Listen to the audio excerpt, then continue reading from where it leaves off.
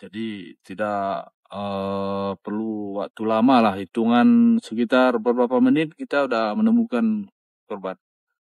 Saya nama Imam Azmi, personil Pos Unit Siaga Takengon, Jabatan Rescuer sebagai penolong. Kita terima info dari Polsek. Setelah itu kita mempersiapkan peralatan. Baru kita berangkat menuju Nosar, melakukan pencarian. Setibanya di TKP, kita langsung menyelam tanpa menggunakan tabung karena titik korban sudah ditemukan. Setelah itu kita bawa korban ke darat untuk dilakukan otopsi. Ya. Korban posisinya tergeletak di bawah. Oh ya. Jadi kita kendala di dalam air, jarak pandang hanya sekitar 1 meter gitu.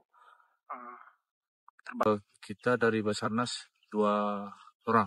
Sekitar kedalaman 12 meter, jarak sekitar 50 meter begitu dari tepi. Dari tepi danau. Ya. Nah, jadi kita sudah mempersiapkan 2 tabung selam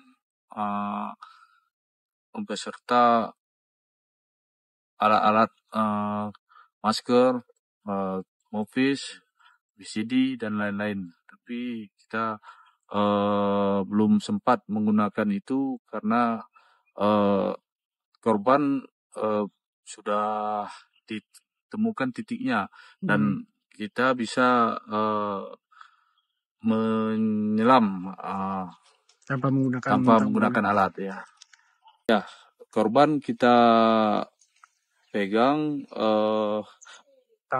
tubuhnya, terus langsung kita bawa ke atas. Nah, itu untuk waktu pengangkatan ke atas ini sendiri, Bang, Abang, untuk penyelamatannya? Ya, untuk pengangkatan berdua itu. Berdua. Ada badi sama penyelamnya. 2 orang kemudian langsung dibawa ke daratan, Bang, ya, gitu. Ya. Nah, jadi untuk dari Basarnas sendiri, Bang, untuk secara pengalaman sendiri lah, tentu di danau ini ada beberapa kejadian yang serupa lah untuk penyelamatan.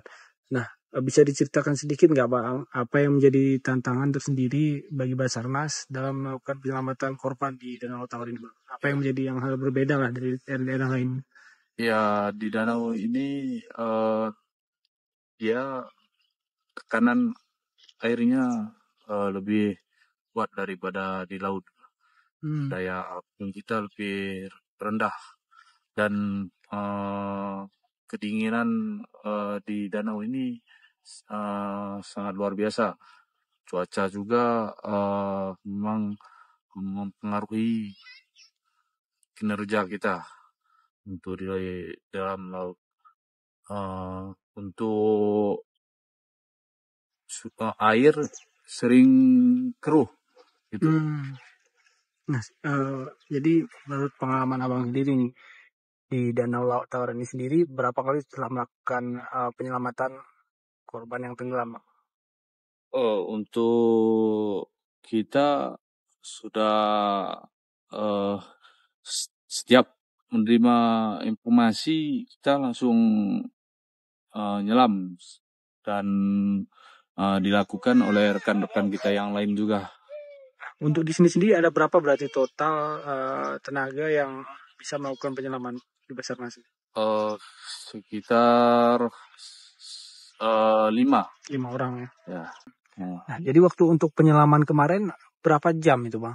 Karena kan menurut laporan korban ini sekitar jam 7 kejadiannya. Ya. Kemudian tim tiba sekitar pukul berapa, Bang? Sekitar pukul 8 gitulah. Karena laporan masyarakat kemudian Iya, baru menunggu lagi lah. Nah, menunggu. gitu. Jadi masyarakat sendiri ada membantu juga Bang dalam melakukan penolongan ini. Ya, dibantu rekan-rekan kita dari TNI Polri dan BPBD, masyarakat juga ikut Melakukan penolongan ini. melakukan pencarian. Untuk di Basarnas sendiri Bang, di Aceh Tengah sendiri, berdasarkan cerita-cerita atau pengalaman-pengalaman yang telah dijalani nih Bang, berapa kedalaman yang pernah diselami oleh Basarnas dalam menyelamatkan korban Danau Touré?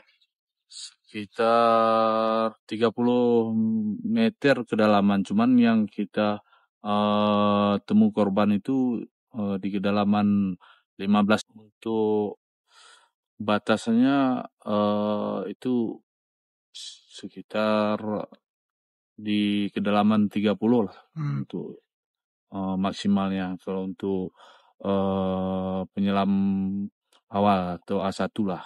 Ulas sedikit lagi tentang penemuan korban kemarin Bang. Jadi seperti yang Bang ceritakan tadi bahwa kedalamannya itu hanya sekitar 12 meter. Ya. Nah, apa yang menjadi tantangan Bang untuk Basarnas sendiri ketika melakukan penyelaman gitu Bang, ketika titik lokasi itu tidak ditemukan? Bagaimana cara pencarian dari permukaan? Itu kita biasanya melakukan pencarian sampai di hari ketiga itu biasanya udah ngapung gitu. Ngapung. Nah, jadi untuk pengalaman Basarnas sendiri, untuk berapa batas kemampuan dari orang yang tenggelam itu Bang, yang istilahnya bisa dikatakan masih bisa diselamatkan begitu? Kalau itu dia kalau masih di beberapa menit itu masih bisa di RGP lah. Kalau sudah berjam gitu, ya kita tidak tahu lah itu. Ya Allah lagi yang menentukan. Jadi untuk Basarnas sendiri berarti fokus kepada penyelamatan Bang ya?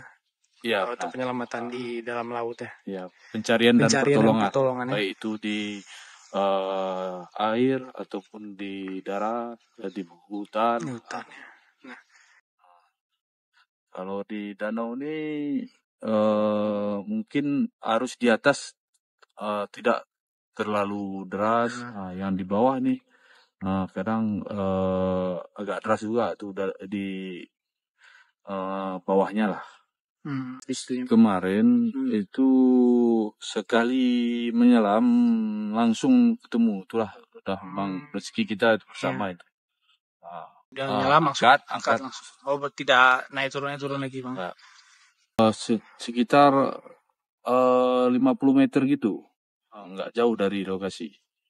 Lokasi dia jatuh Bang? Iya. Oh, berarti dia terseret arus juga di dasar laut ya Bang? Dasar danau? Dia bukan, maksudnya